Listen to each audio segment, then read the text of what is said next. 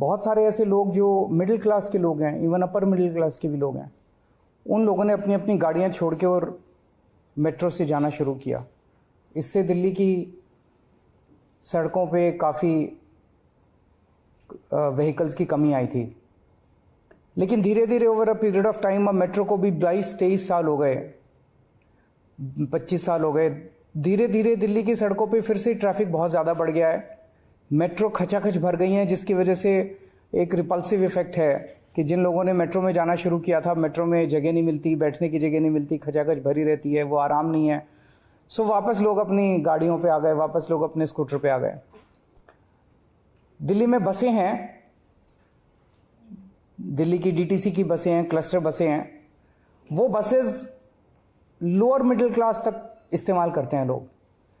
Buses AC buses भी हैं, लेकिन बसेस में सीट की कोई गारंटी नहीं है। वो वाला कंफर्ट नहीं है जो एक अपर मिडिल क्लास या मिडिल क्लास एक्सपेक्ट करता है। उसको देने के लिए एक स्कीम के ऊपर हम पिछले 4-5 साल से काम कर रहे हैं। प्रीमियम बसेस हम लाने की कोशिश कर रहे थे दिल्ली में। ये अपनी तरह का पहला एक्सपेरिमेंट है पूरे देश के अंदर। इस तरह की प्रीमियम बसेस पूरे देश में कहीं एक स्कीम के तहत कहीं नहीं चलाई गई हैं। इसको एक स्कीम बनाई है हमने, Delhi motor vehicles licensing of aggregate premium buses scheme, aggregator. तो प्रीमियम बसेस के एग्रीगेटर स्कीम हम लेके आ रहे हैं। ये प्रीमियम बसेस जो हैं ये कंफर्टेबल होंगी, 2x2 की बसेस होंगी, एयर कंडीशनड होंगी। इनके अंदर बसों में वाईफाई होगा, जीपीएस होगा, सीसीटीवी होगा, पैनिक बटन होगा, और सीट की बुकिंग जो है वो ऐप बेस्ड या वेब बेस्ड होगी। कोई भी खड़ी सवारी अलाउ नहीं की जाएगी, आपको शर्तिया तौर पे सीट मिलेगी।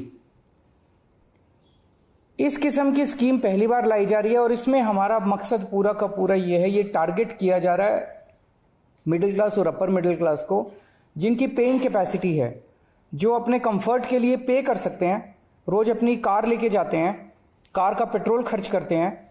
लेकिन अगर उनको ऑप्शन मिलेगा कि एक बस है जो कि कंफर्टेबल है, तो हो सकता है, हम उम्मीद करते हैं कि बहुत सारे लोग अपनी कार छोड़ के और बसेस की तरफ शिफ्ट करेंगे। इसमें 3 साल से पुराना व्हीकल अलाउ नहीं किया जाएगा। जो बसेस लेके आएंगे वो 3 साल से पुरानी नहीं होनी चाहिए, सीएनजी होंगी। लेकिन 1 जनवरी 2024 के बाद की जो भी बस खरीदी जाएगी वो इलेक्ट्रिक व्हीकल होनी जरूरी है। इसमें जितनी बसें होंगी, बस की इसमें लाइसेंस दिया जाएगा एक एग्रीगेटर को, और वो लाइसेंस फीस उसको देनी होगी। लेकिन जो इलेक्ट्रिक बसेस लेके आएगा उसकी कोई लाइसेंस फीस नहीं होगी। This is just to encourage that more and more people should come with electric buses.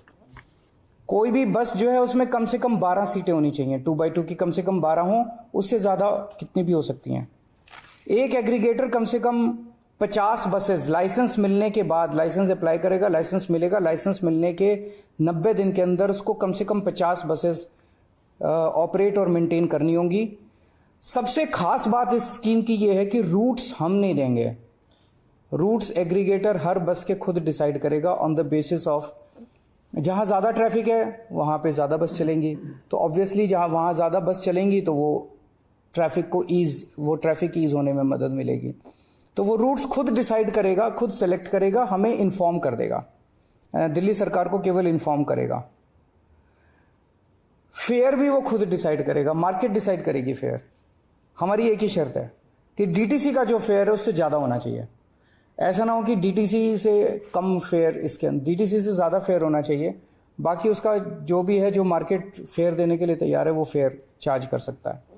जैसे मैंने कहा, केवल मोबाइल से या वेब बेस्ड बुकिंग होगी, ऐप बेस्ड या वेब बेस्ड बुकिंग होगी। सीट्स आपको शर्तियाँ मिलेगी और सारी पेमेंट्स डिजिटली करनी होंगी।